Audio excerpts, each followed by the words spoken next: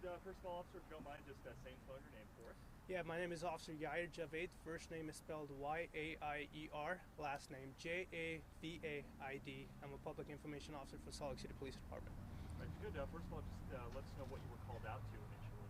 Yeah, so at 11:05 a.m. this morning, our SLC 911 received a call about an active shooter at East High School located at 840 South, 1300 East.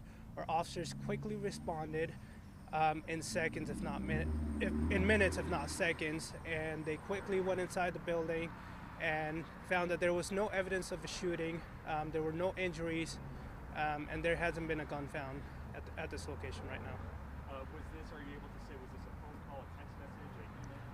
It was a phone call that was made. Our officers are still investigating who called us, but at this time we can confirm that it was a third-party info, and the person who called was not on scene.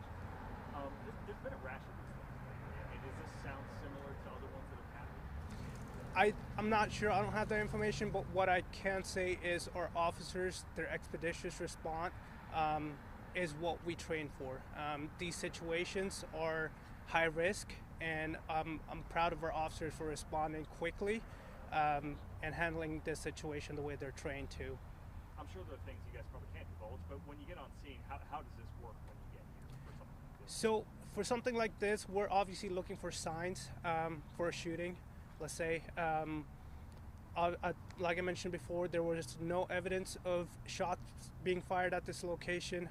Officers went inside the building, and there was no evidence of anyone being injured, no sound or anything like that.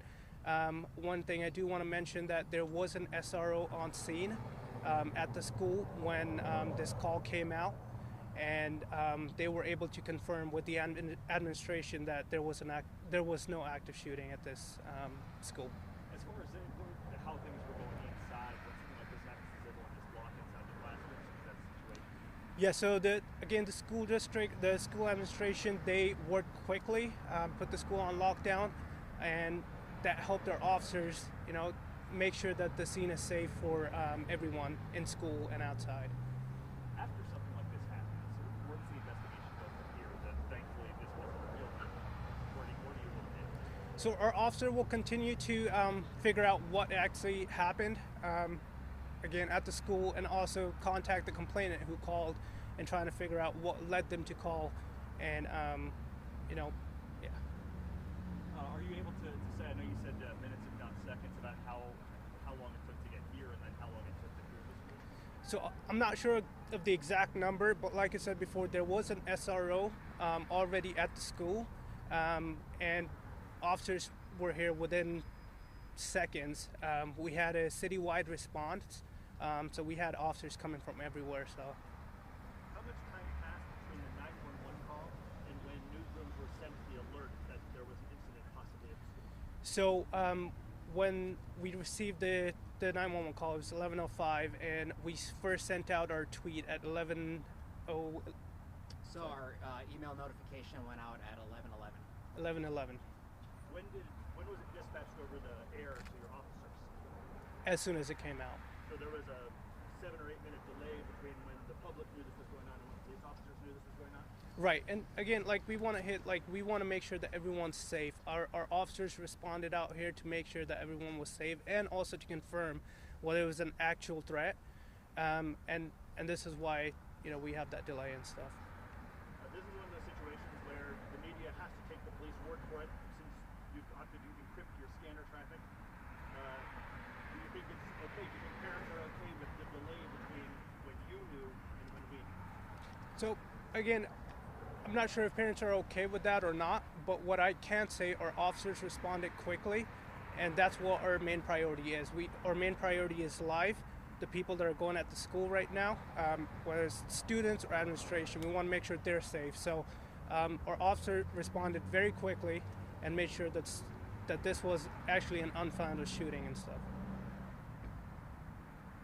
Are you able to say anything about where you think the call originated from? Did it appear to originate from within Utah or outside of Utah? So again, that's going to be part of the investigation. Our detectives are going to look into it and figure out where it happened, where it came from.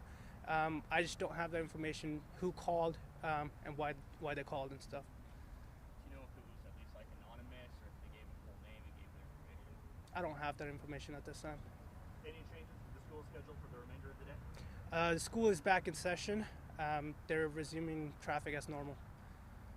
When it comes to these things sort of happening with some regularity, is there any change within the department of like, we're going to dedicate people to like following up on these cases in general, anything like that? So the case will be handled by school resource officer detectives. Yes. Will there be additional presence on site all day just to kind of keep students' minds settled after this? Not that I'm aware of. Like I said before, our officers are trained in these situations. Like I mentioned before, they were here in seconds, and plus we had an SRO on scene already. We trained for these kind of situations. I was speaking with an SRO sergeant right now. They're continually training. We just had one a couple weeks ago for these kind of situations, and we're going to commit to it. We understand that this is a problem, but we're going to keep continuing our effort to make our schools safe. The call went out, I think you said 11:06 or something in that range. Do you know when it was that you all determined this was unfounded? How long? I'm not sure of the exact time when it was unfounded, but it was within minutes. All right, thank you, everyone.